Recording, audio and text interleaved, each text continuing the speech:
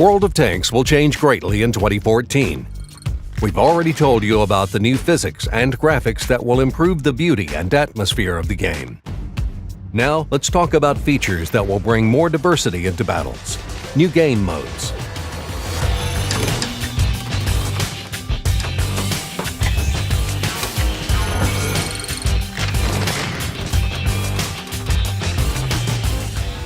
It has been long known that the current global map is not enough. Most provinces are controlled by a number of top clans. For most clans, it's almost impossible to win a landing tournament. And there is not much to do on the global map but to fight over the provinces. Something needed to be done. We developed a brand new feature and called it Fortification. We've decided that fortifications will be given to all clans in the game. There will be a certain minimum number of clan members for a clan to get its fortification. A clan with only one player doesn't need a fortification, because this player won't be able to defend it. In their fortifications, clans will be able to construct buildings. Different buildings will give different economic bonuses. To construct them, clans will need resources. This is a new type of currency, and clans will have to fight with each other to obtain it. After each type of building has been constructed, the so-called reserves will appear in the fortification. Reserves will be like small events for the clan that owns that fortification. For example, Combat Pay will give a 10% bonus for credits in every battle, including random battles, for 3 or 4 hours. Bonuses could be different. They could be credit bonuses, or bonuses to experience, or free experience. Which bonuses are available will depend on how clans develop their fortifications. In this game mode, there will be an enticing but fateful opportunity. Clans will be able to not only build fortifications, but also to ransack them. To protect new clans from more experienced and strong ones, the mode of attack and defense will be available only when a fortification reaches its 5th level of development. This new game mode will be independent from the current global map. Fortifications will have nothing to do with it. Clan players can fight for their fortifications and take part in battles on the global map. These are two independent opportunities. Players can fight in both game modes, or they can choose one. They can choose neither at all. It depends on their preferences. Fortifications will provide a number of opportunities that are not available and won't ever be available in other game modes. This is not only about managing the fortification. This is also an opportunity to use brand new features on the battlefield. Players will be able to call in bombers, conduct reconnaissance, lay mines, or install pillboxes that will perform the role of additional artillery forces. These features will diversify the battles and make them more remarkable and unique. Now, players will not only focus on their vehicles, but also pay attention to what's happening around them. Basically, fortifications will create a parallel universe in World of Tanks, a game within the game. Work on improving this game mode will continue. Historical Battle Mode, discussed almost since the day the game was first released, will finally appear in the 9.0 update. The main problem of historical battles was to develop a good system of vehicle matchmaking. In real battles, tanks that fought against each other differed greatly in their capabilities. For example, the KV-1 and the T-34 with 76mm guns fought against Tigers for quite a long time. The powerful German heavy tanks were overcome with artillery, air forces, infantry, and landmines. There are no such things in the game, so developers had to look for other ways of balancing teams. One of the solutions is unequal team members. This means that one team may have 15 vehicles, while the other may have only 3.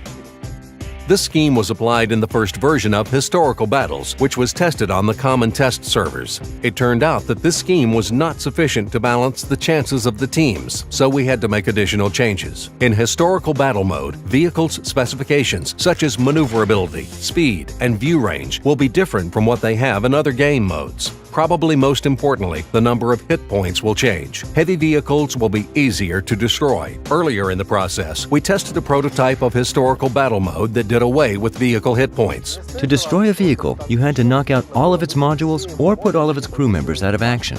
This approach made the game worse. We understood that players would become frustrated.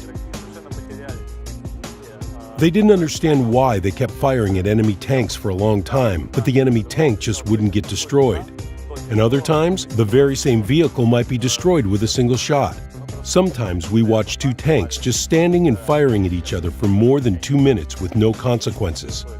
In the first minutes of the battle, vehicles usually had about half of their modules knocked out. After several battles, everyone realized that the best tactic was to hide and wait almost until the end of the battle and then finish off the damaged vehicles. There's a third-party mod that displays zones of penetration on the vehicle model. If we make this game mode too realistic, everyone might feel forced to play with this mod. However, the next variant of team matchmaking in historical battles is about to be released. In that upcoming system, each team will have several main heavy vehicles and a larger number of lighter support vehicles. For example, one team with a few Tigers and a larger number of PZ-3s will fight a team with several KV-1s and larger numbers of T-46s and BT-7s. We need to make these battles both playable and interesting to play. To do this, we have developed and used a prototype that allows these lighter support tanks to respawn into the battle, sometime after they've been destroyed. Now, these tanks will have the freedom to make mistakes. Tests showed that these lighter tanks will try to spot and attack enemy forces more aggressively. So, this respawn system sets the stage for aggressive tank clashes. Historical battles will be introduced as events that will recreate the real episodes in history, such as the Battle of Kursk or the Battle of Bulge. Players will be able to join historical battle only in vehicles that took part in that battle in real life. Vehicles will automatically be brought to their historical setups, even if you have not researched the required modules yet. Players will not have their choice of ammunition. The number of shells of different types will be predetermined. Teams will be assembled based on nationality. For example, German and Soviet vehicles will be on opposite teams for the Battle of Kursk. Everything will correspond with the real events of 1943, T-34s against Tigers and Panthers. The degree of realism in historical battles is quite moderate. Consumables and crew skills and perks, even Sixth Sense, will be active. Playing this game mode, we don't want players to feel like they're struggling with their own vehicles. They should fight and have fun while getting the flavor of a historical battle. We want to communicate the atmosphere of the battle by different means, and we don't want to deprive the players of the key elements they enjoy and are used to. Perhaps all vehicles that participate in historical battles will have a feature typical of premium vehicles. Players will be able to transfer their crews from vehicles of the same type without penalty or retraining. Historical Battle Mode is on its way. Another game mode that is planned for release closer to the end of the year is Garage Battle Mode. In this game mode, players will be able to roll out several vehicles one by one as they get destroyed. Two variants are being considered. The first variant includes Tier 10 vehicles only. The second one allows vehicles of different tiers to participate. To play this game mode, players will need several vehicles of the same type. They will be able to replenish ammunition and consumables during the battle. However, it's too early to tell exactly what garage battles will look like. Details are still being worked through and haven't been specified yet. Along with the introduction of these three game modes, Team Battle Mode will also be improved in 2014. New features are being developed to support long-term teams. New online tournaments and special awards will be introduced. The team battle rules will be updated, and many other small but helpful features will be introduced. That's all for now. In the next episode of Developer Diaries, we will tell you how maps will change in 2014. Good luck on the battlefield, tankers.